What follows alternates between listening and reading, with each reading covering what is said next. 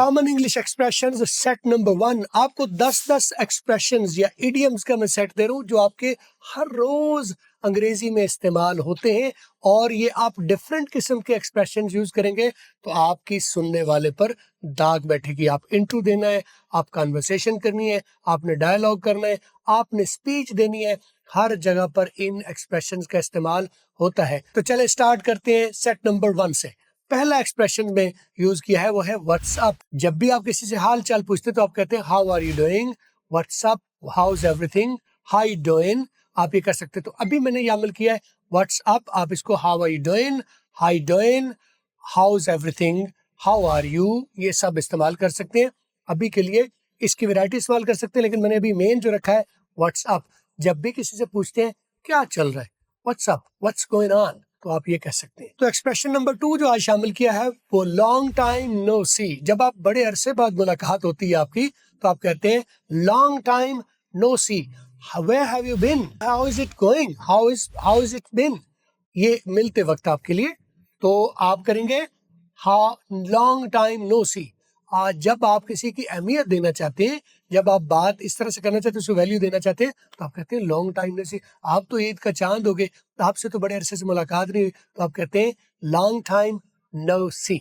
Option number 3 शामिल किया है how is it going. How is it going भी बिल्कुल वैसा ही है जैसे व्हाट्सअप था। व्हाट्सअप क्या चल रहा है, हाउ इज इट गोइंग।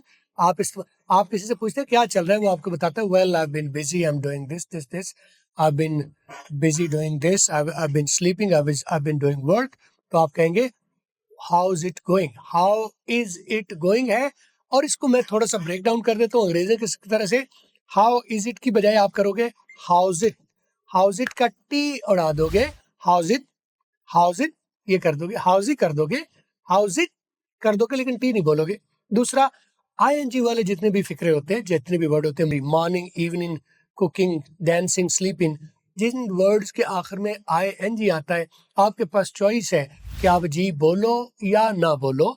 तो बोलते आप पहले से आ रहे हैं, लेकिन अब से आप प्रैक्टिस कर लीजिए कि ना बोलने की प्रैक्टिस कर लीजिए। हाउज इट गोइंग के साथ मॉर्निंग, इवनिंग, डांसिंग, आप जी साइलेंट करके बोलो तो ये गोरो गोरो की तरह लगेंगे। गोरे दोनों तरह से बोलते हैं, जो आईएनजी के साथ भी बोलते हैं, गोइंग, ईटिंग, स्लीपिंग, और going, eating, sleeping. How's it going भी ठीक है, हाउज इट गोइंग भी ठीक है, दोनों इस्तेमाल कर सकते हैं। एक्सप्रेशन नंबर 4 शामिल किया है नो वरीज। जब भी कोई मुश्किल हो जाए, कोई प्रॉब्लम हो जाए, कोई लेट आए, कोई किसी से आपको परफॉर्म जो करना था, एक्सपेक्टेशन थी, वो नहीं कर पाया, तो वो आपको माजरत करे या ना करे, तो आप कहेंगे no worries, not a big deal. No worries भी कर सकते हैं, नॉट अ बिग डील भी कर सकते हैं, और नो प्रॉब्लम और टेक इट इजी, ये आप सब इस्तेमाल कर सकते हैं जब कोई आपकी एक्सपेक्टेशन पर पूरा नहीं उतरता। तो no worries, not a big deal, no problem, take it easy, ये आप इस्तेमाल कर सकते हैं। एक्सप्रेशन नंबर 5 शामिल किया है टेक केयर। टेक केयर का मतलब है जब भी आप किसी को खुदा हाफिज कह रहे होते हैं, आप किसी से अलविदा हो रहे थे, तो आप कहते हैं टेक केयर। सी यू भी कह सकते हैं, ठीक है, कीप मी पोस्टेड भी कह सकते हैं, अपने हाल से आगाह करते रहिएगा। ये पुराने दौर का एक्सप्रेशन है, कीप मी पोस्टेड, यानी खत लिखते रहिएगा। तो आज तो ईमेल का दौर हो गया, एसएमएस का दौर हो गया, लेकिन एक्सप्रेशन वही इस्तेमाल होता है। कीप मी पोस्टेड का मतलब है अपनी खैरियत से आगाह रखिएगा मुझे। एक्सप्रेशन नंबर 6 शामिल किया है दैट्स ऑसम, दैट्स वंडरफुल। यहाँ तो मैंने शामिल किया that's wonderful, that's great, that's mesmerising. तो जब भी आप कोई जबरदस्त चीज देखते हैं, किसी की परफॉर्मेंस आप देखते हैं, तो आप ये that's awesome, that's wonderful, that's great, that's mesmerising, that's amazing, आप ये सारे एक्सप्रेशन इस्तेमाल कर सकते हैं। इसी एक एक्सप्रेशन के लिए वैरायटी आपको दे दी, हर मौके पर इन 5-6 में से कोई एक लगा लिया करें ताकि आपका टैका बना रहे। एक्सप्रेशन नंबर 7 शामिल किया है hang in there. Hang in तक का मतलब होता है जो काम लगे हुए हो इसमें जरा लगे रहो, इंतजार करो, मैं आ रहा हूँ, please wait me there, I am coming, hang in there. आप हैंग इन देयर एक नया एक्सप्रेशन है, आपके लिए नया है, ताकि आप जो कर रहे हो करते रहो, मैं भी आता हूँ अभी। आई am coming, I'll be there, hang in there, मैं आता हूँ अभी, आप करते रहो, मैं आता हूँ अभी, hang in there या I'm coming, be patient। Expression number 8 शामिल किया है it's your calling, या आप कर सकते हैं it's up to you।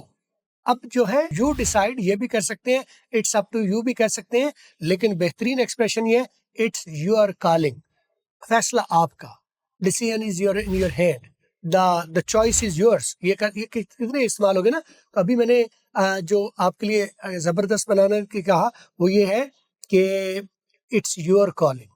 तो आप ये जो जितने मैंने इस्तेमाल किए उनको भी इस्तेमाल कर सकते हैं, और it's your calling, it's your choice, ये इट्स योर चॉइस को, इट्स योर कॉलिंग को मेन बनाइए। ये आप इस्तेमाल करेंगे तो सुनने वाले पर एक बेहतर इम्पैक्ट पड़ेगा कि ये बंदा सुनता है और अंग्रेजी को जानता है।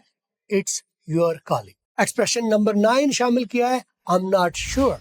आई एम नॉट श्योर आप कहते हैं जब आप किसी चीज के बारे में पूरे कंफर्म नहीं कर सकते, पूरे यकीन के नहीं से कर सकते। हम लिटिल डाउटफुल भी कह सकते हैं। I am not sure, I am in doubt, I have little doubts, right.